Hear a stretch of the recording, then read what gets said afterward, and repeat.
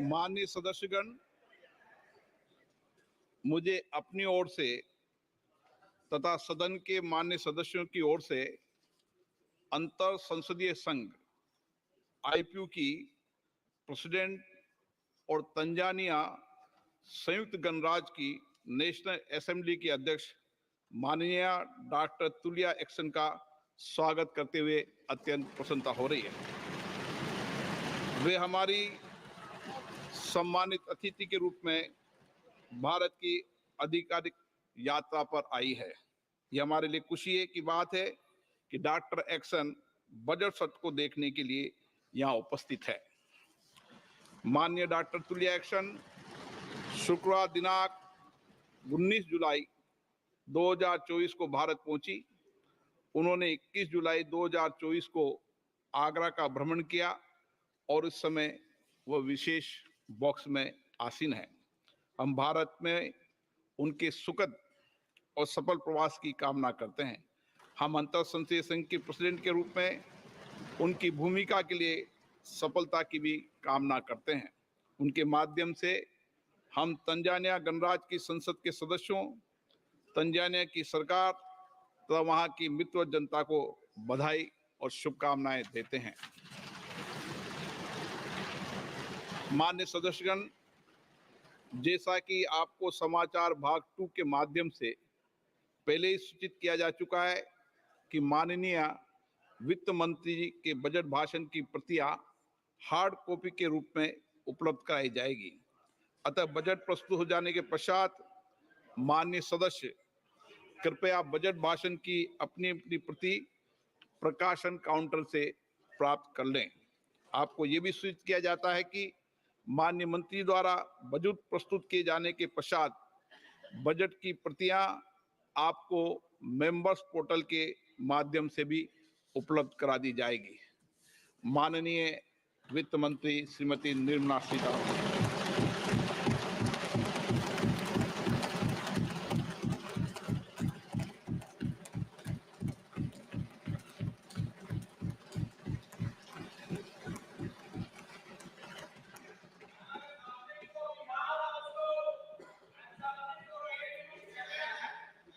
Honorable Speaker, I present the budget for 24-25. Introduction. The people of India have reposed their faith in the government led by Honorable Prime Minister Shri Narendra Modi and re-elected it for a historic third term under his leadership.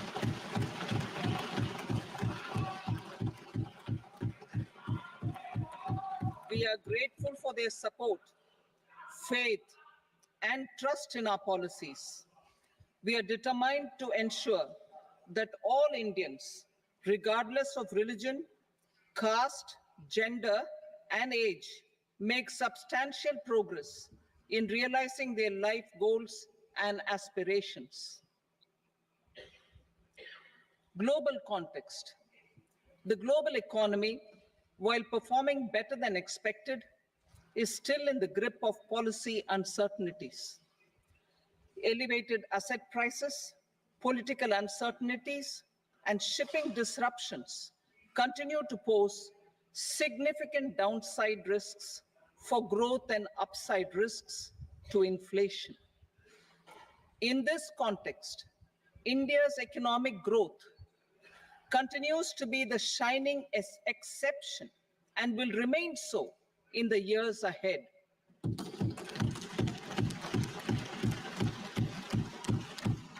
India's inflation continues to be low, stable, and moving towards the 4% target. Core inflation, that is non-food and non-fuel, currently is 3.1%. Steps are being taken to ensure supplies of perishable goods reach markets adequately. Interim budget. As mentioned in the interim budget, we need to focus on 4 major castes, namely the Garib, Mahilaye, Yuva, and Annadata, the poor, women, youth, and the farmer. For Annadata, we announced higher minimum support prices a month ago for all major crops, delivering on the promise of at least a 50% margin over costs. Pradhan Mantri Garib Kalyan Anna Yojana was extended for 5 years, benefiting more than 80 crore people. Administrative actions for approval and implementation of various schemes announced in the interim budget are well underway. The required allocations have been made. Budget theme. Turning attention to the full year and beyond in this budget, we particularly focus on employment, skilling, MSMEs, and the middle class. I'm happy to announce the Prime Minister's package of 5 schemes and initiatives to facilitate employment, skilling, and other opportunities for 4.1 crore youth over a 5-year period,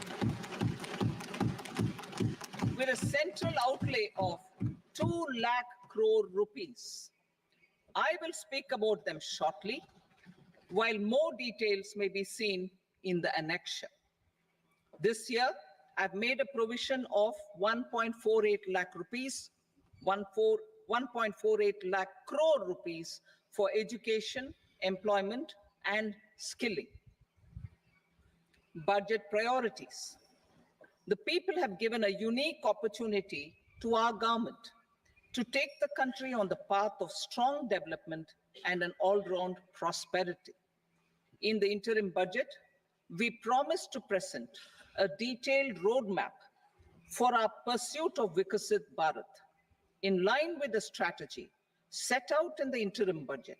This budget envisages sustained efforts on the following 9 priorities for generating ample opportunities for all. Number 1, productivity and resilience in agriculture. Number 2, employment and skilling.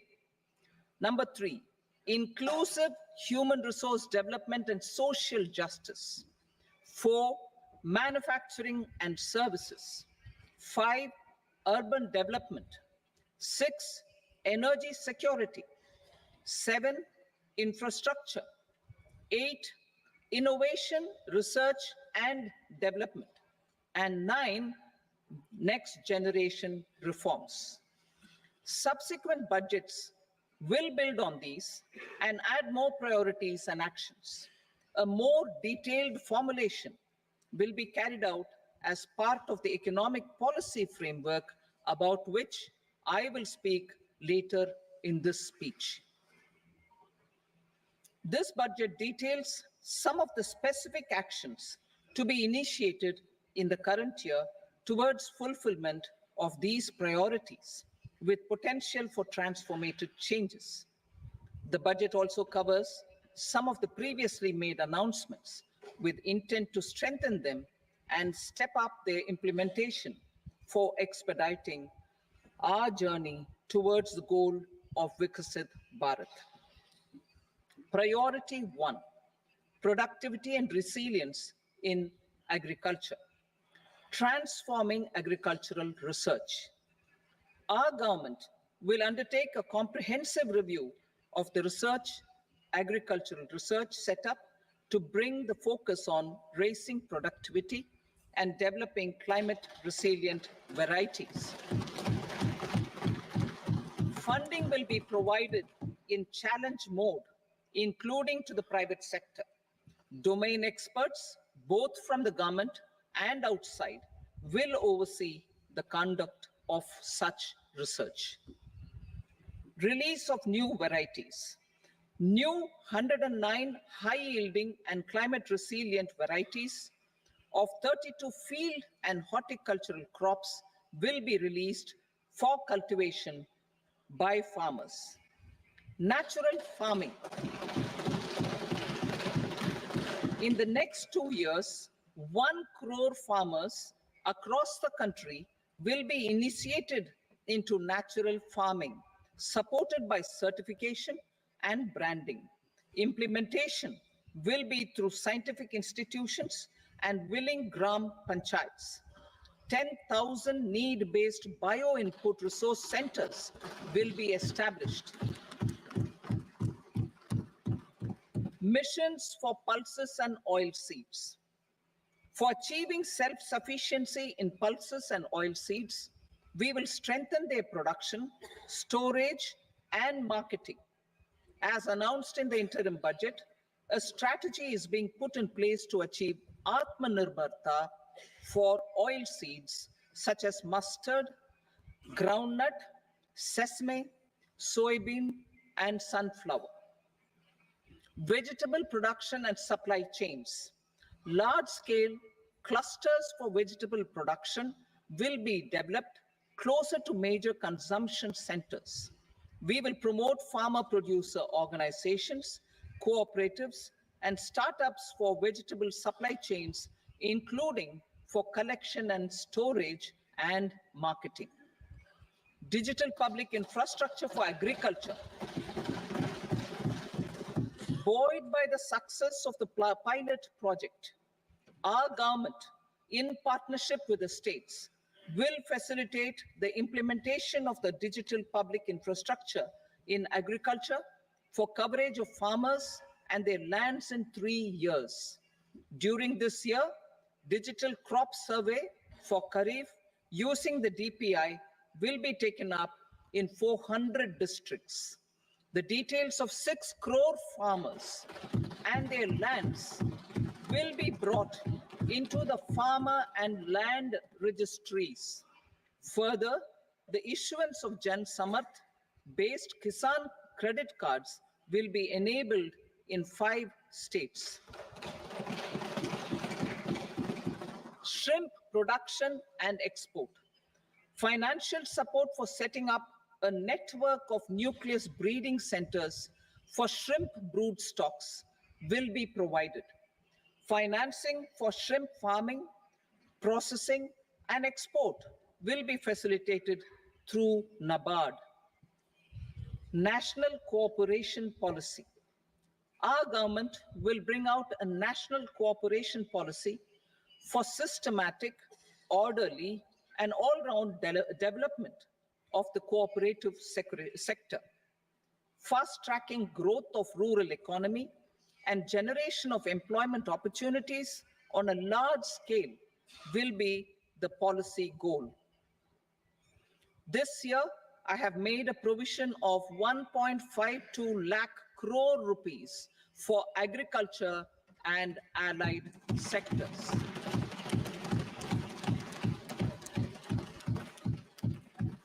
Priority 2, employment and skilling. Employment-linked incentive. Our government will implement following 3 schemes for employment-linked incentive as part of the Prime Minister's package. These will be based on enrollment in the EPFO and focus on recognition of first-time employees and support to employees and employers. Scheme A, first-timers. This scheme will provide 1 month wage to all persons newly entering the workforce in all formal sectors.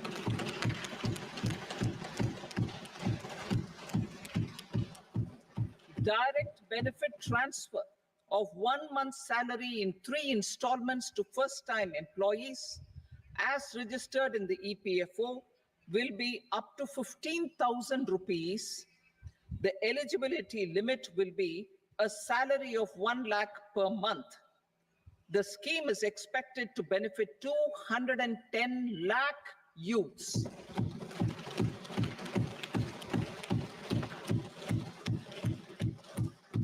Scheme B, job creation in manufacturing. This scheme will incentivize additional employment in the manufacturing sector linked to the employment of first-time employees. An incentive will be provided at specified scale directly both to the employee and the employer with respect to their EPFO contribution in the first 4 years of employment. The scheme is expected to benefit 30 lakh youth entering employment and their employers.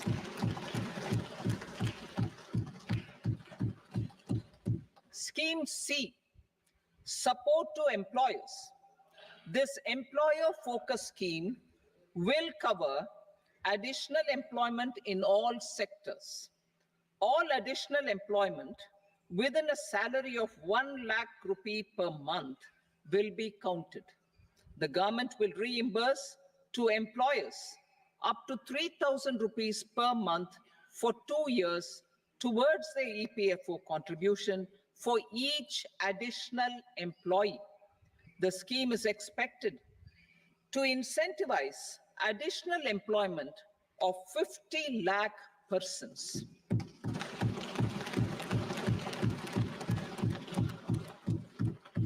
Participation of women in the workforce. We will facilitate higher participation of women in the workforce through setting up of working women hostels in collaboration with industry and establishing creches. In addition, the partnership will seek to organize women-specific skilling programs and promotion of market access for women SHG enterprises. Skilling program. I'm happy to announce a new centrally sponsored scheme as the fourth scheme under the Prime Minister's package for skilling in collaboration with state governments and industry. 20 lakh youth will be skilled over a 5-year period.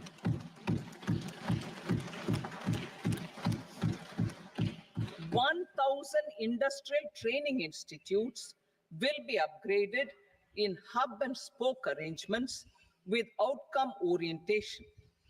Course content and design will be aligned to the skill needs of industry, and new courses will be introduced for emerging needs. Skilling loans. The model skill loan scheme will be revised to facilitate loans up to 7.5 lakh rupees with a guarantee from a government-promoted fund. This measure is expected to help 25,000 students every year.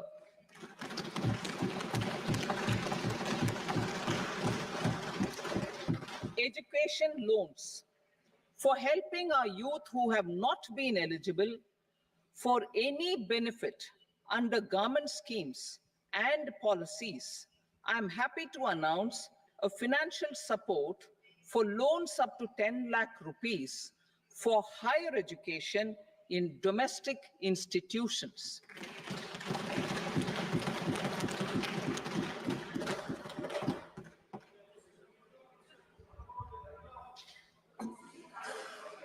E-vouchers for this purpose.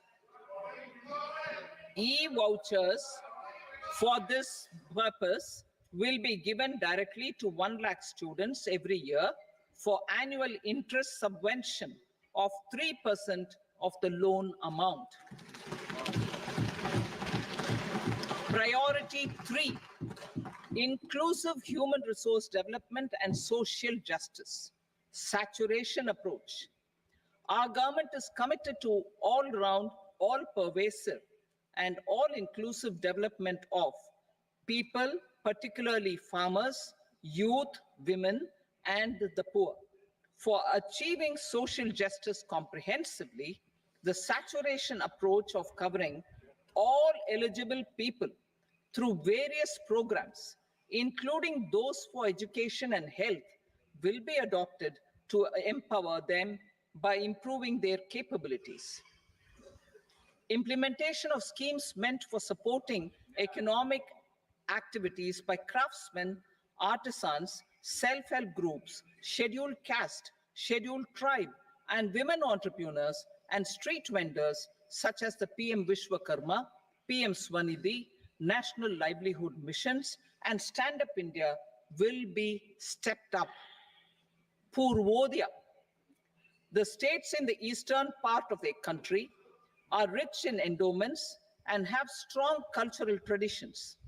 We will formulate a plan, Purvodaya, for the all-round development of the eastern region of the country, covering Bihar, Jharkhand, West Bengal, Odisha, and Andhra Pradesh. This will cover human resource development, infrastructure, and generation of economic opportunities to make the region an engine to attain Vikasit Bharat. On the Amritsar-Kolkata industrial corridor, we will support development of an industrial node at Gaya. This corridor will catalyze industrial development of the eastern region. The industrial node at Gaya will also be a good model for developing our ancient centers of cultural importance into future centers of modern economy. This model shall showcase Vikas B, Virasat B in a growth trajectory. We will also support development of road connectivity projects, namely 1. Patna Purnia Expressway, 2. Buxar Bhagalpur Expressway, 3. Bodh Gaya, Rajgir, Vaishali, and Darbhanga spurs, and 4. Additional 2-lane bridge over River Ganga at Buxar at a total cost of 26,000 crore rupees.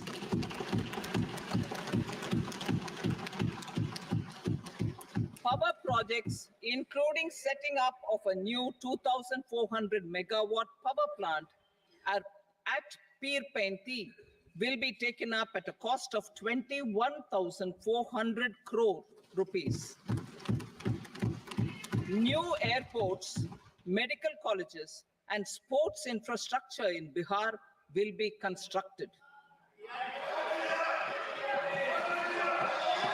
An additional allocation to support capital investments will be provided. The requests of Bihar government for external assistance from multilateral development banks will be expedited.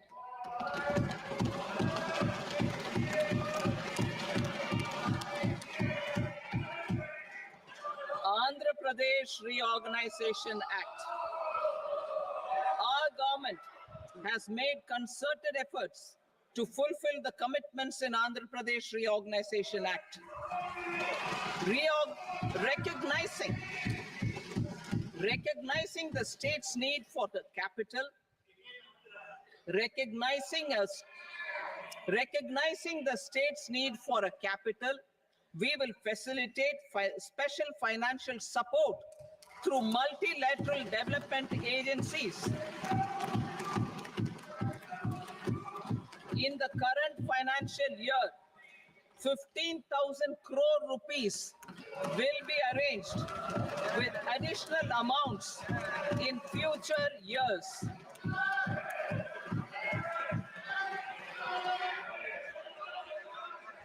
Our government is fully committed to financing and early completion of the Polavaram irrigation project, which is the lifeline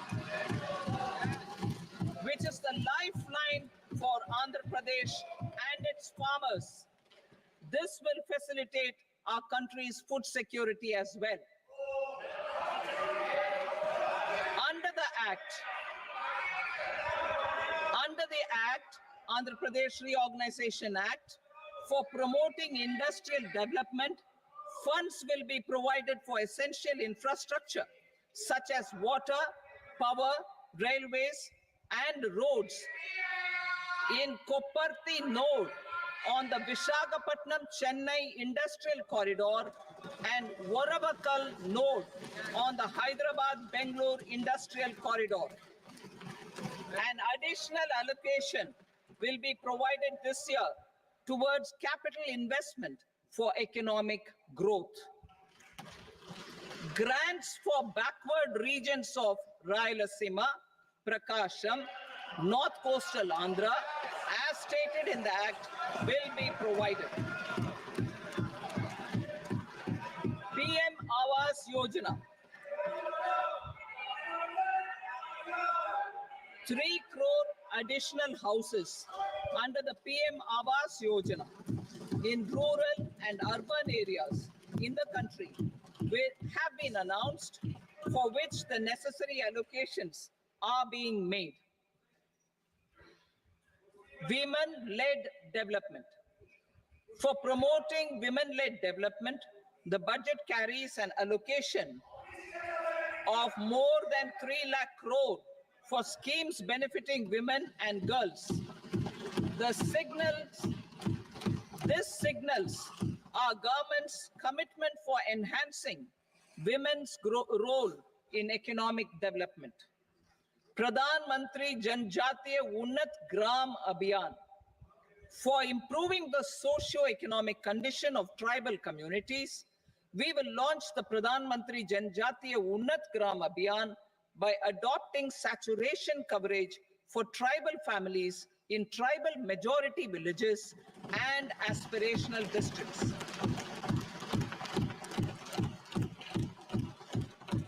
This will cover 63,000 villages, benefiting 5 crore tribal people.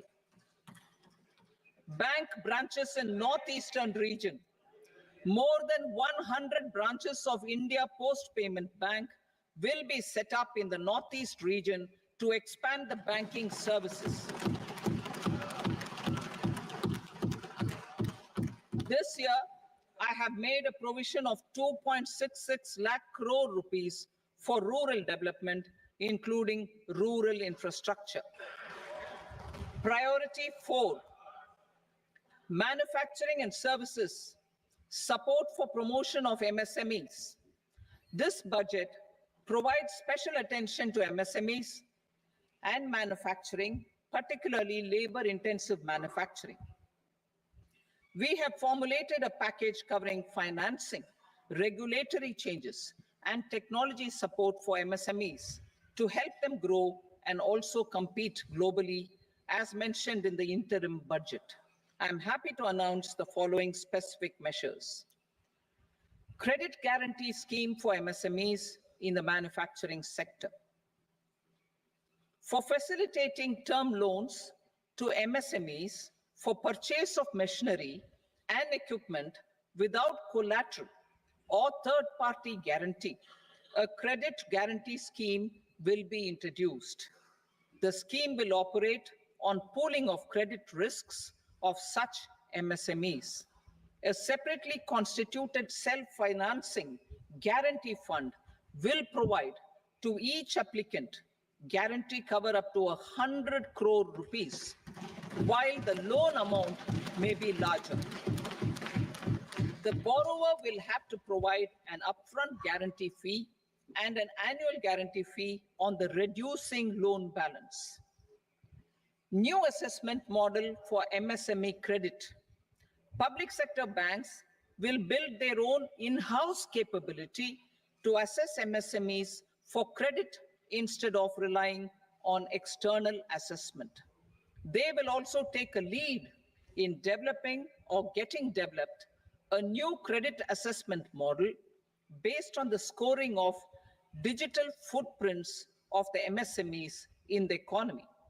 This is expected to be a significant improvement over the traditional assessment of credit eligibility based only on asset or turnover criteria.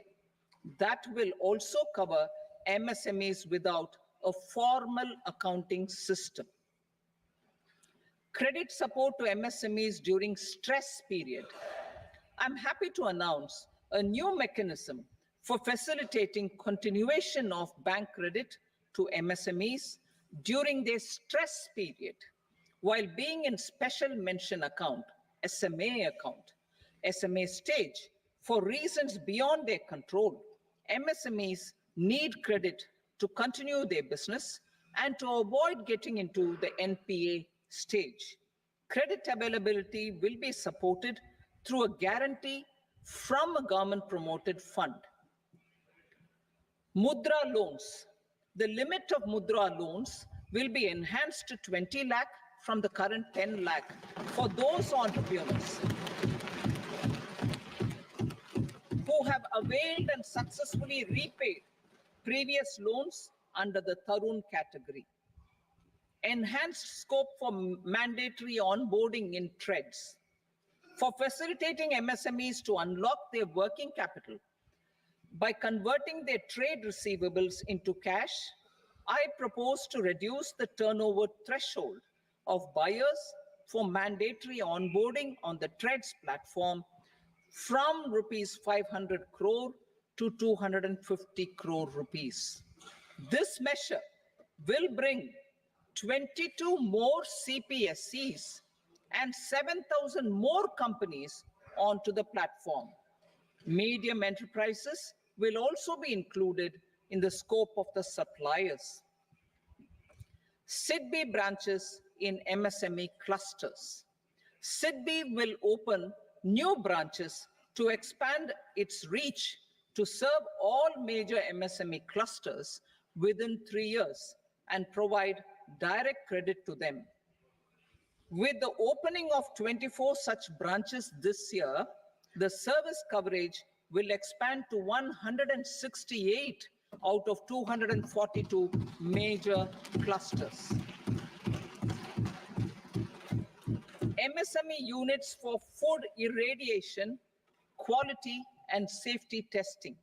Financial support for setting up of 50 multi-product food irradiation units in the MSME sector will be provided. Setting up of 100 food quality and safety testing labs with NABL accreditation will be facilitated. E-commerce export hubs to enable MSMEs and traditional artisans to sell their products in international markets. E-commerce export hubs will be set up in public-private partnership mode. These hubs, under a seamless regulatory and logistic framework, will facilitate trade and export-related services under one roof. Measures for promotion of manufacturing and services. Internship in top companies. As the fifth scheme under Prime Minister's package, our government will launch a comprehensive scheme for providing internship opportunities in 500 top companies to 1 crore youth in 5 years. They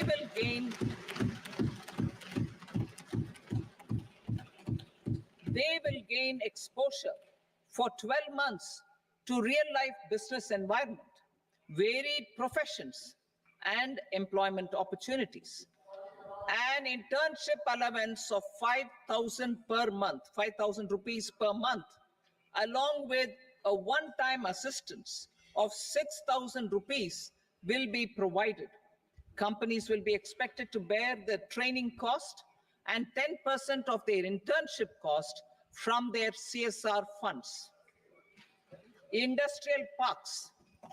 Our government will facilitate development of investment-ready, plug-and-play industrial parks with complete infrastructure in or near 100 cities in partnership with the states and private sector by better using town planning schemes.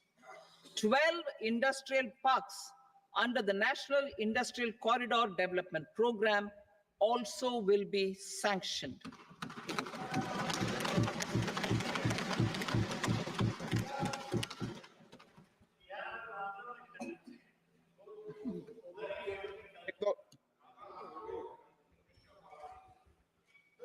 Veji paper, no, please, बैठिए.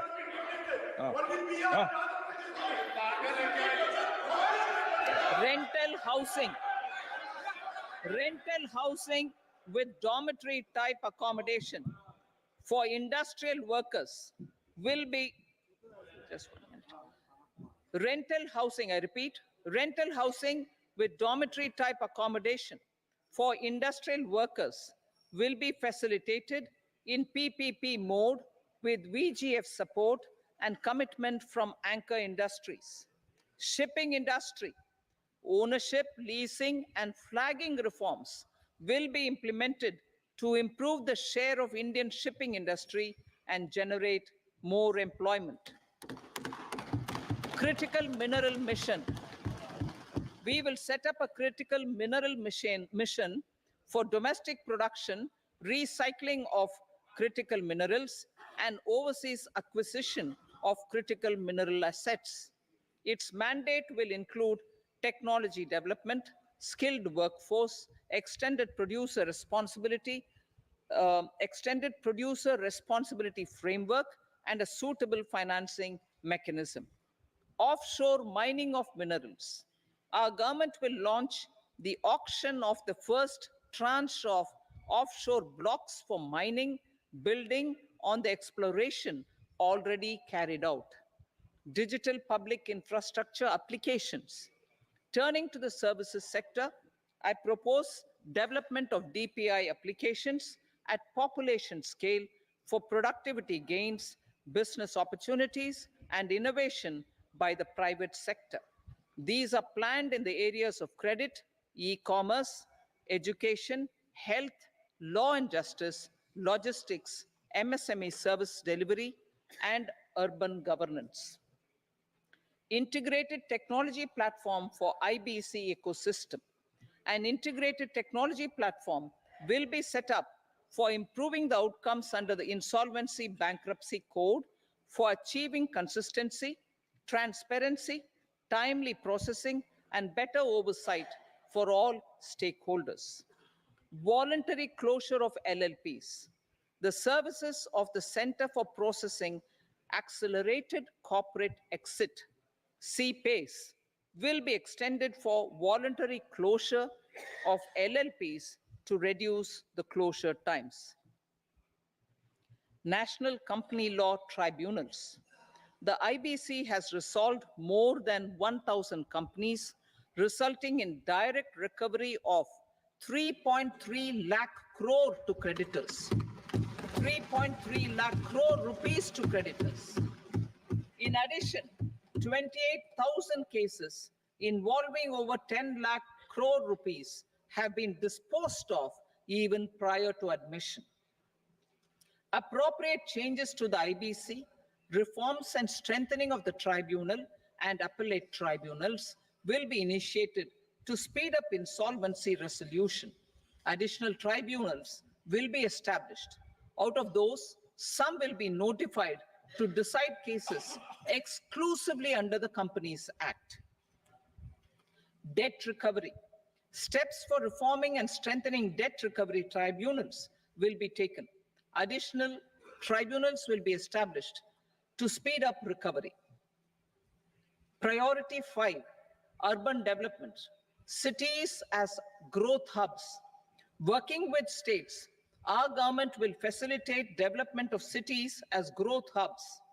This will be achieved through economic and transit planning and orderly development of peri-urban areas utilizing town planning schemes. Creative redevelopment of cities.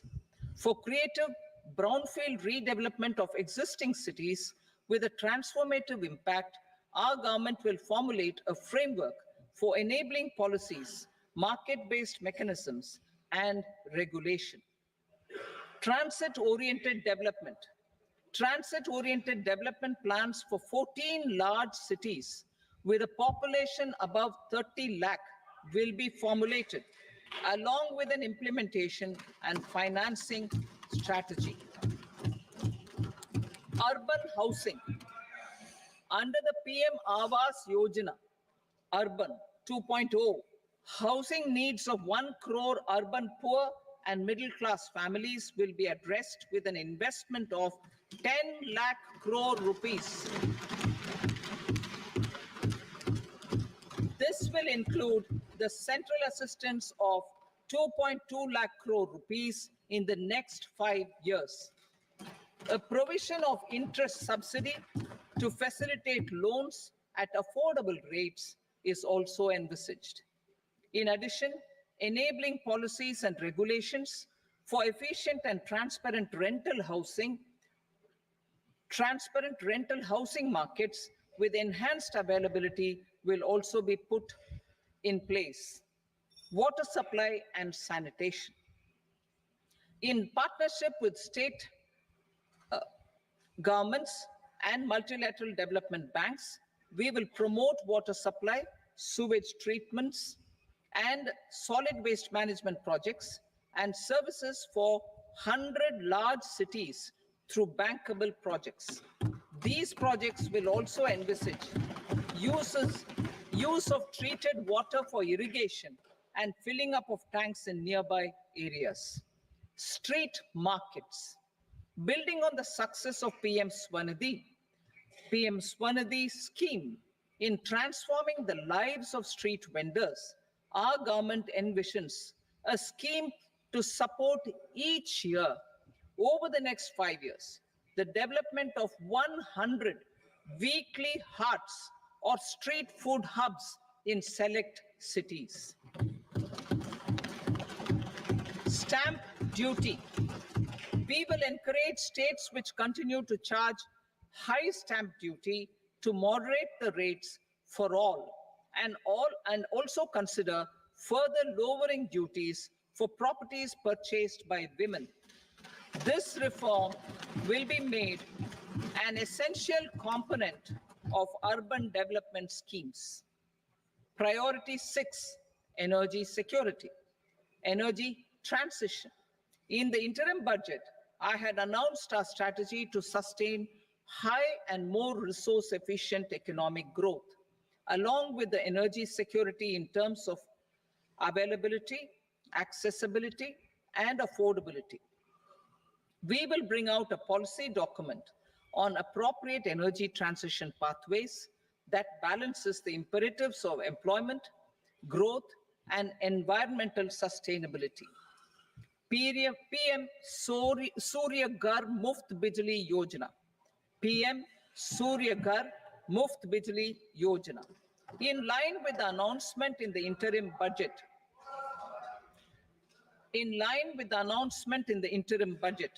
PM Surya Ghar Muft Bijli Yojana has been launched to install rooftop solar plants to enable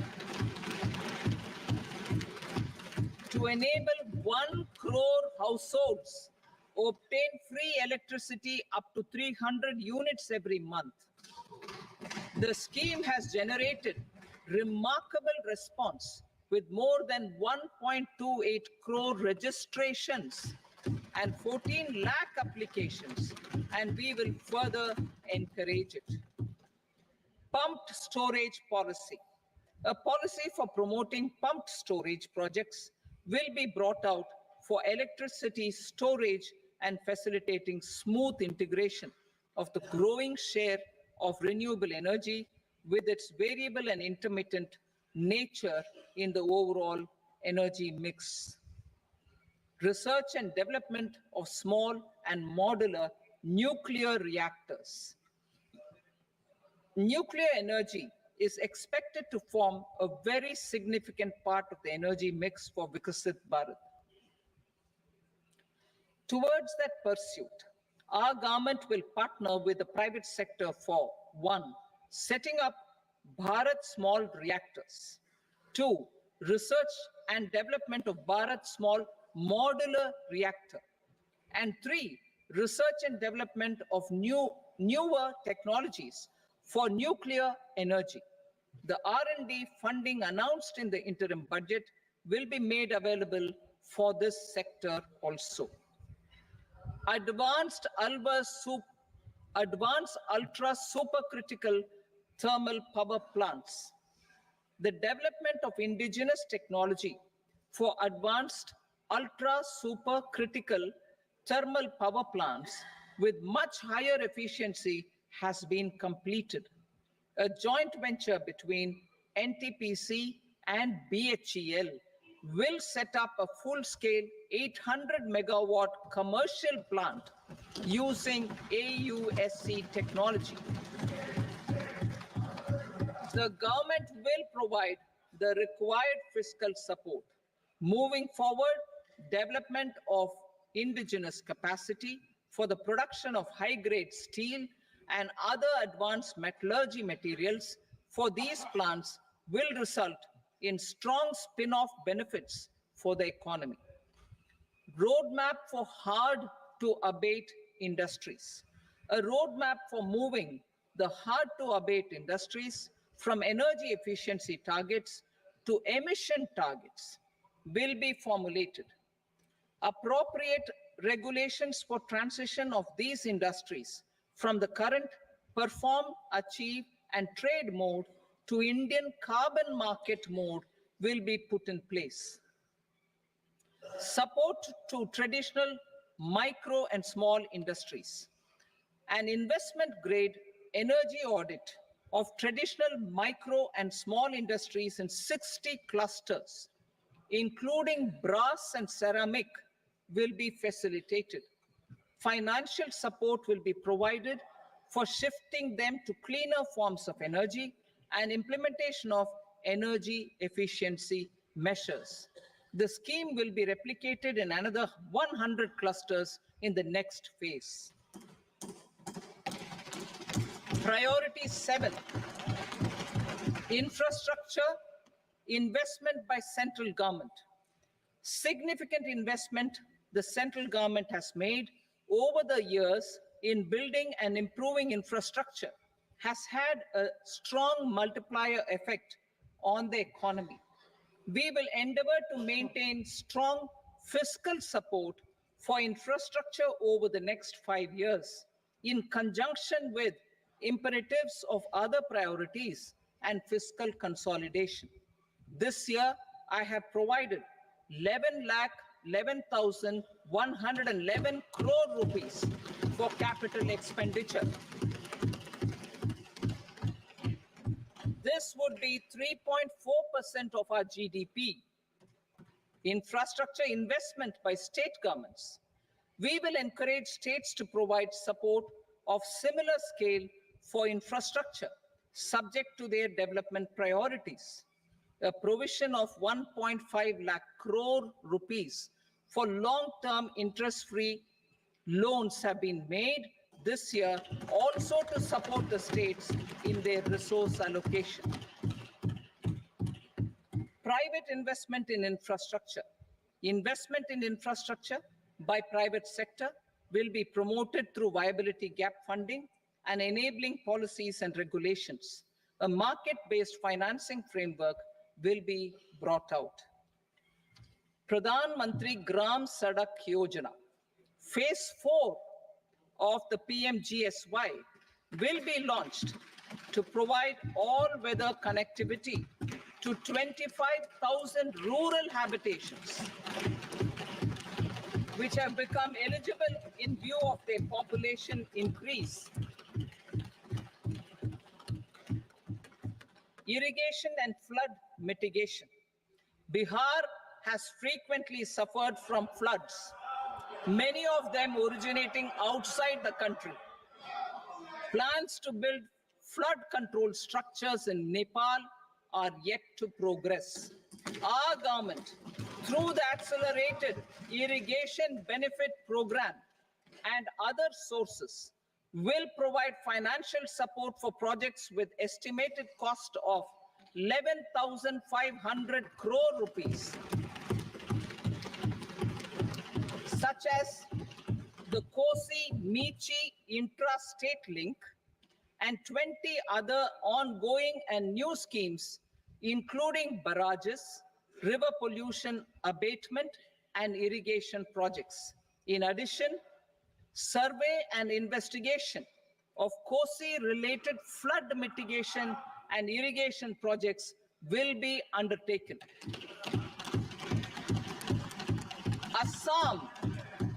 Assam grapples with floods every year by the Brahmaputra River and its tributaries originating outside India.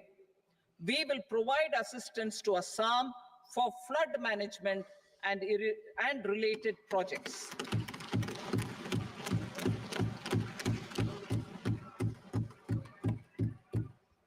Himachal Pradesh. suffered extensive losses due to floods last year. Our government will provide assistance to the state for reconstruction and rehabilitation through multilateral development assistance.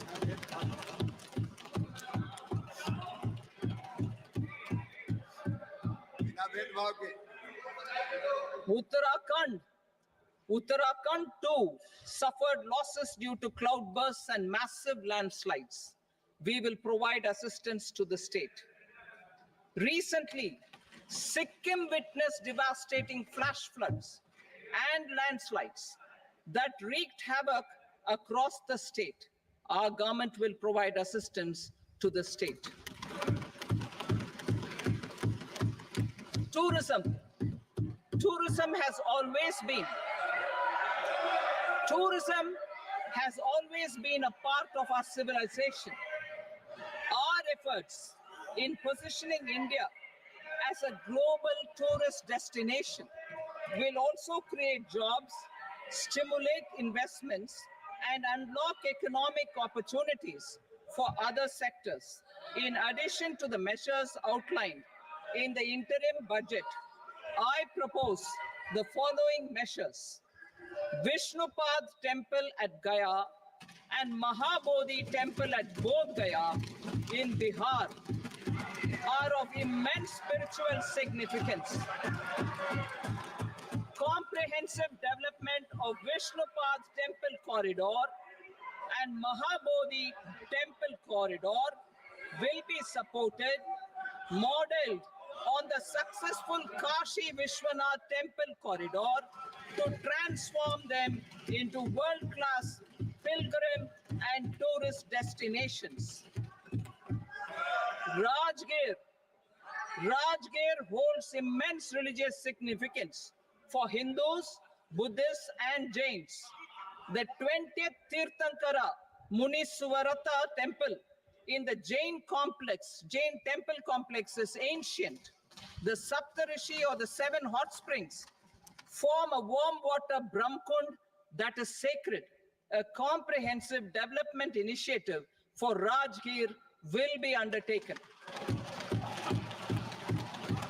Our government will support the development of Nalanda as a tourist center, besides reviving Nalanda University to its glorious stature. Odisha's scenic beauty, temples, monuments, craftsmanship, wildlife sanctuaries, natural landscapes, and pristine beaches make it an ultimate tourism destination. Our government will provide assistance for their development to Odisha as well. Priority 8, innovation, research, and development. We will operationalize the Anusandhan National Research Fund for basic research and prototype development. Further, we will set up a mechanism for spurring private sector-driven research and innovation at commercial scale, with a financing pool of 1 lakh crore rupees in line with the announcement in the interim budget. Space economy. With our continued emphasis on expanding the space economy by 5 times in the next 10 years, a venture capital fund of 1,000 crore rupees will be set up. Priority 9, next generation reforms. Economic policy framework. We will formulate an economic policy framework to delineate the overarching approach to economic development and set the scope of the next generation of reforms for facilitating employment opportunities and sustaining high growth. Our government will initiate and incentivize reforms for 1, improving productivity of factors of production, and 2, facilitating markets and sectors to become more efficient. These reforms will cover all factors of production, namely land, labor, capital, and entrepreneurship, and technology as an enabler of improving total factor productivity and bridging inequality. Effective implementation of several of these reforms requires collaboration between the center and the states and building consensus as development of the country lies in development of the states. For promoting competitive federalism and incentivizing states for faster implementation of reforms, I propose to earmark a significant part of the 50-year interest-free loan. Working with the states, we will initiate the following reforms.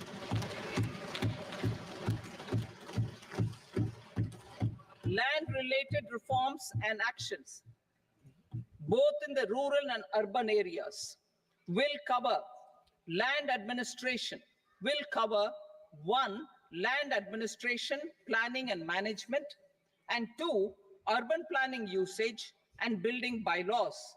These will be incentivized for completion within the next 3 years through appropriate fiscal support. Rural land-related actions. Rural land-related actions will include 1, assignment of unique land parcel identification number, UL PIN, or Bhu Aadhaar for all lands. 2, digitization of cadastral maps. 3, survey of subdivisions, survey of map subdivisions as per current ownership. 4, establishment of land registry. And 5, linking to the farmers registry. These actions will also facilitate credit flow and other agricultural services. Urban land-related actions. Land records in urban areas will be digitized with GIS mapping. An IT-based system for property record administration, updating, and tax administration will be established. These will also facilitate improving the financial position of urban local bodies. Labor-related reforms, services to labor. Our government will facilitate the provision of a wide array of services to labor, including those for employment and skilling.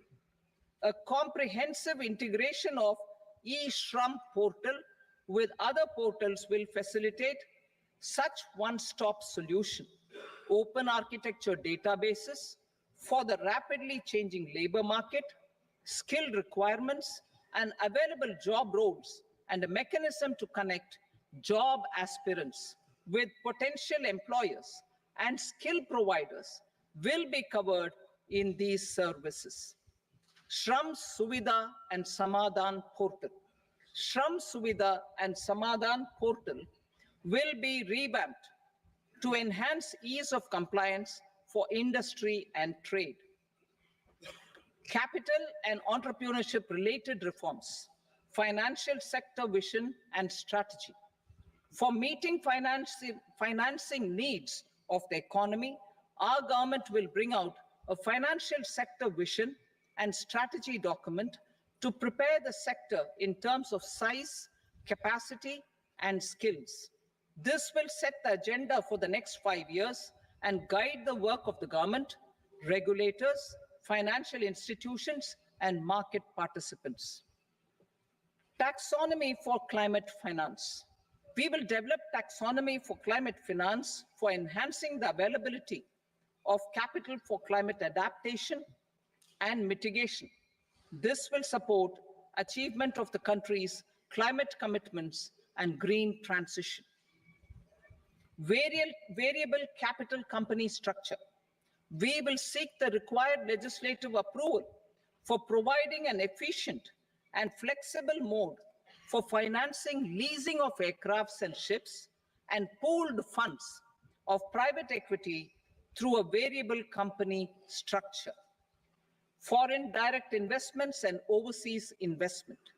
The rules and regulations for foreign direct investment and overseas investments will be simplified to 1, facilitate foreign direct investments, 2, nudge prioritization, and 3, promote opportunities for using Indian rupee as a currency for overseas investment. NPS Vatsalya. NPS Vatsalya, a plan for contribution by parents and guardians for minors, will be started. On attaining the age of majority, the plan can be converted seamlessly into a normal NPS account. Use of technology.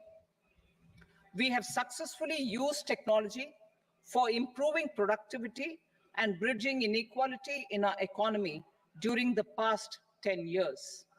Public investment in digital infrastructure and innovations by the private sector have helped in improving access of all citizens, particularly the common people, to market resources, education, health, and services.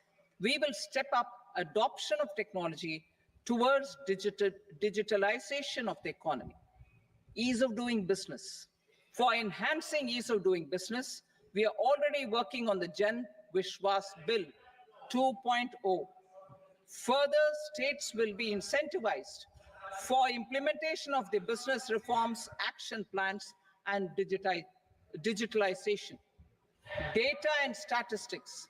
For improving data governance, collection, processing and management of data and statistics, different sectoral databases, including those established under the Digital India Mission, will be utilized with active use of technology tools. New pension scheme. The committee to review the NPS has made considerable progress in its work. I'm happy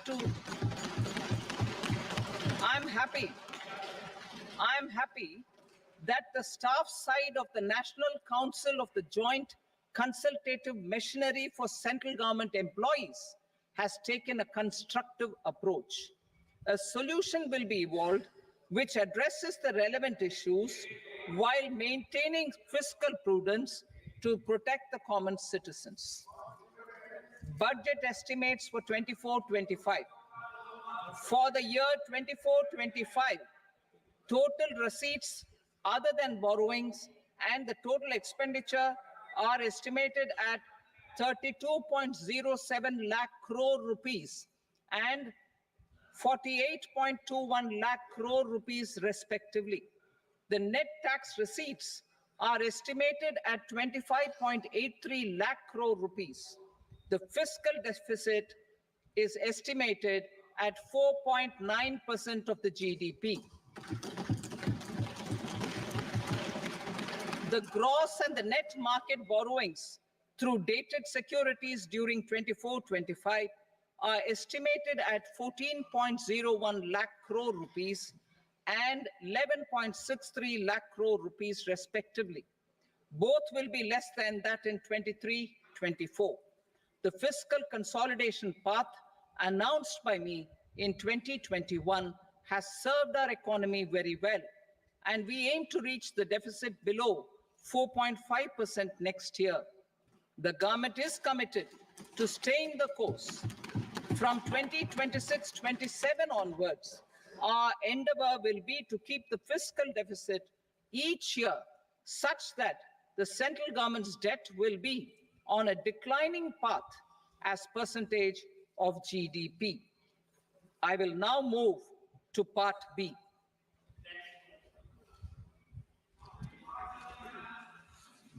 Indirect taxes. Sir, I start with GST.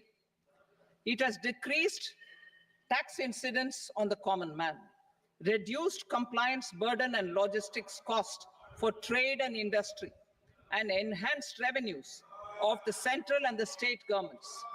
It is a success of vast proportions. To multiply the benefits of GST, we will strive to further simplify and rationalize the tax structure and endeavor to expand it to the remaining sectors. My proposals for customs duties intend to support domestic manufacturing, deepen local value addition, promote export competitiveness, and simplify taxation while keeping the interest of the general public and consumers surmount. In Budget 22-23, we reduced the number of customs duty rates. I propose to undertake a comprehensive review of the rate structure over the next 6 months to rationalize and simplify it for ease of trade, removal of duty inversion, and reduction of disputes. I shall now take up sector-specific customs duty proposals. Medicine and medical equipments. To provide relief to cancer patients, I propose to fully exempt 3 more medicines from customs duties.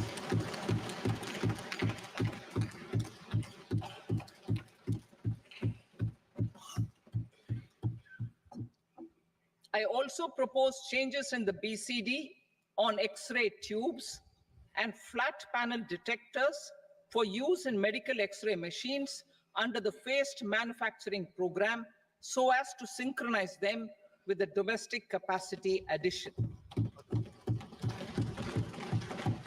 Mobile phone and related parts. With a 3-fold increase in domestic production and almost a 100-fold jump in exports of mobile phones over the last 6 years, the Indian mobile industry has matured. In the interest of consumers, I now propose to reduce the BCD on mobile phone, mobile PCBA, and mobile charger to 15%. Critical minerals. Minerals such as lithium, copper, cobalt, and rare earth elements are critical for sectors like nuclear energy, renewable energy, space, defense, telecommunications, and high-tech electronics. I propose to fully exempt customs duties on 25 critical minerals and reduce BCD on 2 of them. This will provide a major fillip to the processing and refining of such minerals and help secure their availability for these strategic and important sectors. Solar energy. Energy transition is critical in the fight against climate change. To support energy transition, I propose to expand the list of exempted capital goods for use in the manufacture of solar cells and panels in the country. Further, in view of sufficient domestic manufacturing capacity of solar gas, glass, and tinned copper interconnect, I propose not to extend the exemption of custom duties provided to them. Marine products. India's seafood exports in the last financial year touched an all-time high of more than 60,000 crores of rupees. Frozen shrimp accounted for about 2/3 of these exports. To enhance their competitiveness, I propose to reduce BCD on certain broodstock, polychaete worms, shrimp, and fish feed to 5%. I also propose to exempt customs duty on various inputs for manufacture of shrimp and fish feed. Leather and textile. Similarly, to enhance the competitiveness of exports in the leather and textile sectors, I propose to reduce BCD on real down-filling material from duck or goose. I am also making additions to the list of exempted goods for manufacture of leather and textile garments, footwear, and other leather articles for export. To rectify inversion in duty, I propose to reduce BCD subject to conditions on methylene diphenyl diisocyanate, MDI, for manufacture of spandex yarn from 7.5 to 5%. Furthermore, the export duty structure on raw hides, skin, and leather is proposed to be simplified and rationalized. Precious metals. To enhance domestic value addition in gold and precious metal jewelry in the country, I propose to reduce customs duties on gold and silver to 6% and that of platinum to 6.4%. Other metals, steel and copper are important raw materials. To reduce their cost of production, I propose to remove the BCD on ferronickel and blister copper. I am also continuing with nil BCD on ferrous scrap and nickel cathode and concessional BCD of 2.5% on copper scrap. Electronics. To increase value addition in the domestic electronics industry, I propose to remove the BCD subject to conditions on oxygen-free copper for manufacture of resistors. I also propose to exempt certain parts for manufacture of connectors. Chemicals and petrochemicals. To support existing and new capacities in the pipeline, I propose to increase the BCD on ammonium nitrate from 7.5% to 10%. Plastics. PVC flex banners are non-biodegradable and hazardous for environment and health. To curb their imports, I propose to raise the BCD on them from 10 to 25%. Telecommunication equipment. To incentivize domestic manufacturing, I propose to increase the BCD from 10 to 15% on PCBA of specified telecom equipment. Trade facilitation. To promote domestic aviation and boat and ship MRO, I propose to extend the period for export of goods imported for repairs from 6 months to 1 year. I'll read that again. To promote domestic aviation and boat and ship maintenance, repair and operations, I propose to extend the period for export of goods imported for repairs from 6 months to 1 year. In the same vein, I propose to extend the time limit for re-import of goods for repairs under warranty from 3 to 5 years. I now move to direct taxes. We will continue our efforts to simplify taxes, improve taxpayer services, provide tax certainty, and reduce litigation while enhancing revenues for funding the development and welfare schemes of the government. It has been our endeavor to simplify taxation. We have taken a number of measures in the last few years, including introduction of simplified tax regimes without exemptions and deductions for corporate tax and for personal income tax. This has been appreciated by taxpayers. 58% of corporate tax came from the simplified tax regime in the financial year 22-23. Similarly, as per data available till now, for the last fiscal, more than 2/3 have availed the new personal income tax regime. Comprehensive review of the Income Tax Act. I am now announcing a comprehensive review of the Income Tax Act 1961. The purpose is to make the act concise, lucid, easy to read and understand. This will reduce disputes and litigation, thereby providing tax certainty to the taxpayers. I will also bring down the demand embroiled in litigation. It is proposed to be completed in 6 months.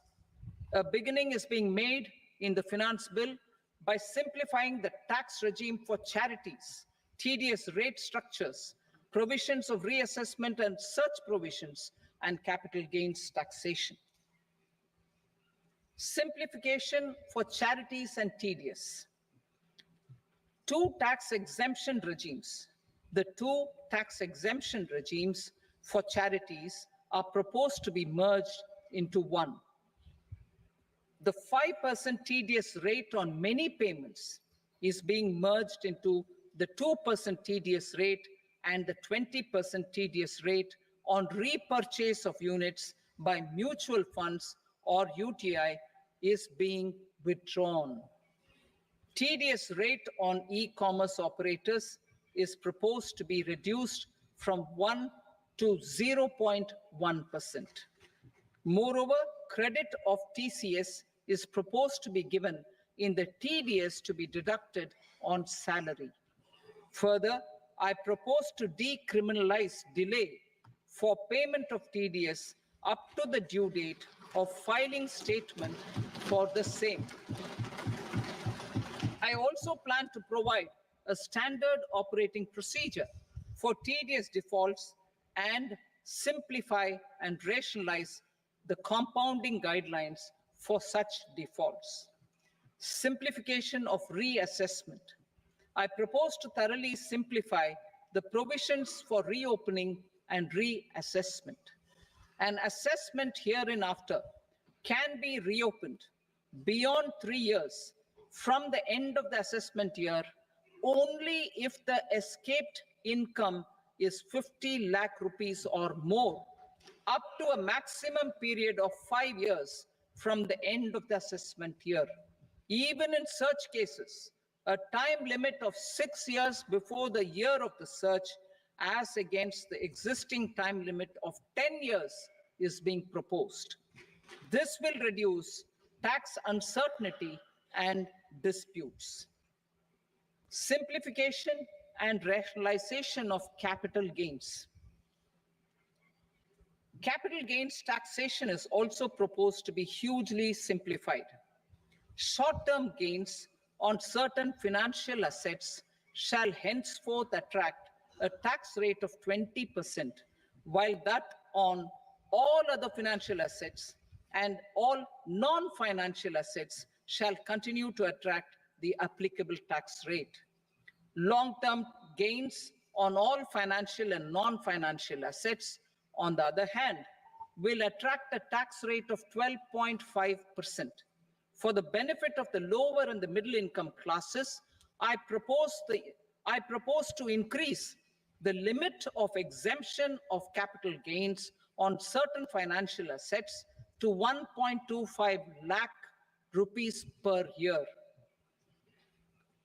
Listed financial assets held for more than a year will be classified as long-term, while unlisted financial assets and all non-financial assets will have to be held for at least 2 years to be classified as long-term.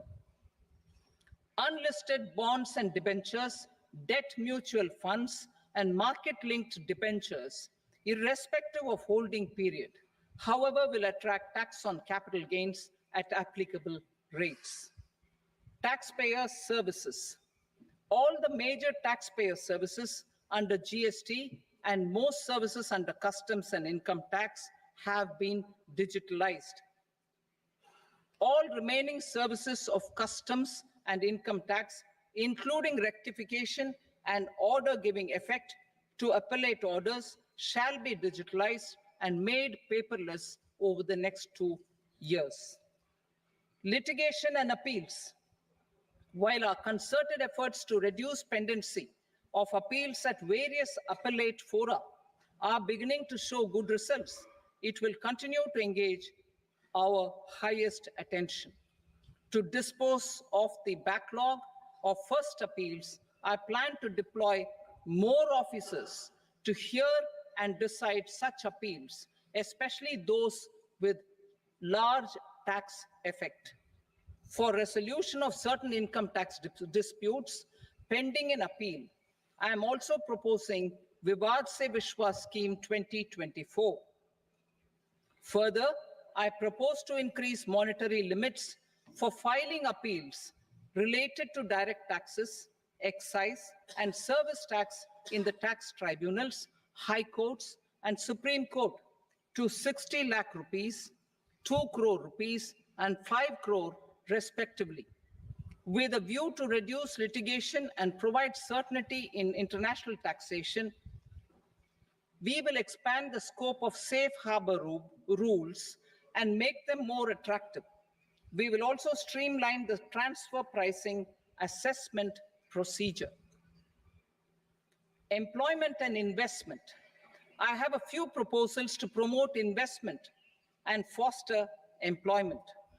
First of all, to bolster the Indian startup ecosystem, boost the entrepreneurial spirit, and to support innovation, I propose to abolish the so-called angel tax for all classes of investors. Second, there is tremendous potential for cruise tourism in India. To give a fillip to this employment-generating industry, I am proposing a simpler tax regime for foreign shipping companies operating domestic cruises in the country. Third, India is a world leader in the diamond cutting and polishing industry, which employs a large number of skilled workers. To further promote the development of this sector, we would provide for safe harbor rates for foreign mining companies selling raw diamonds in the country. Fourth, to attract foreign capital for our development needs, I propose to reduce the corporate tax rate on foreign companies from 40 to 35%. Deepening the tax base. I have a couple of proposals for deepening the tax base. First, security transaction tax on futures and options of securities is proposed to be increased to 0.02% and 0.1% respectively. Second, for reasons of equity, I propose to tax income received on buyback of shares in the hands of recipients. Other proposals. To improve social security benefits, deduction of expenditure by employers towards NPS is proposed to be increased from 10 to 14% of the employee's salary. Similarly, deduction of this expenditure up to 14% of salary from the income of employees in private sector, public sector banks, and undertakings opting for the new tax regime is proposed to be provided. Indian professionals working in multinationals get ESOPs and invest in social security schemes and other movable assets abroad. Non-reporting of such small foreign assets has penal consequences under the Black Money Act. Such non-reporting of movable assets up to 20 lakh rupees is proposed to be depenalized. Other major proposals in the finance bill relate to withdrawal of equalization levy of 2%, expansion of tax benefits to certain funds and entities in IFSCs, and immunity from penalty and prosecution to Benamidar on full and true disclosure so as to improve conviction under the Benami Transaction Prohibition Act 1988. Personal income tax. Coming to personal income tax rates, I have two announcements to make for those opting for the new tax regime. First, the standard deduction for salaried employees is proposed to be increased from 50,000 to 75,000 rupees.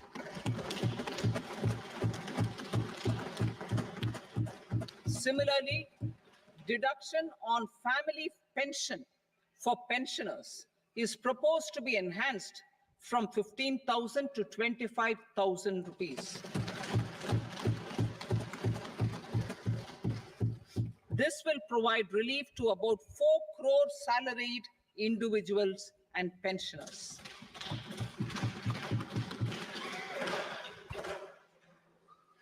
Second, in the new tax regime, the tax rate structure is proposed to be revised as follows. 0 to 3 lakh rupees, nil. 3 to 7 lakh rupees, 5%.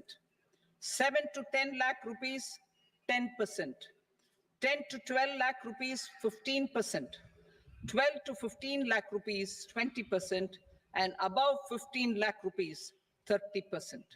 As a result of these changes, a salaried employee in the new tax regime stands to save up to 17,500 rupees in income tax.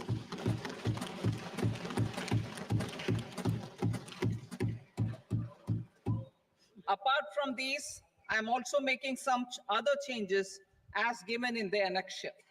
As a result of these proposals, revenue of about 37,000 crore, that is 29,000 crore in direct taxes and 8,000 crore in indirect taxes will be foregone, while revenue of about 30,000 crore rupees will be additionally mobilized. Thus, the total revenue foregone is about 7,000 crores annually. Mr. Speaker, sir, with this, I commend the budget to this august House.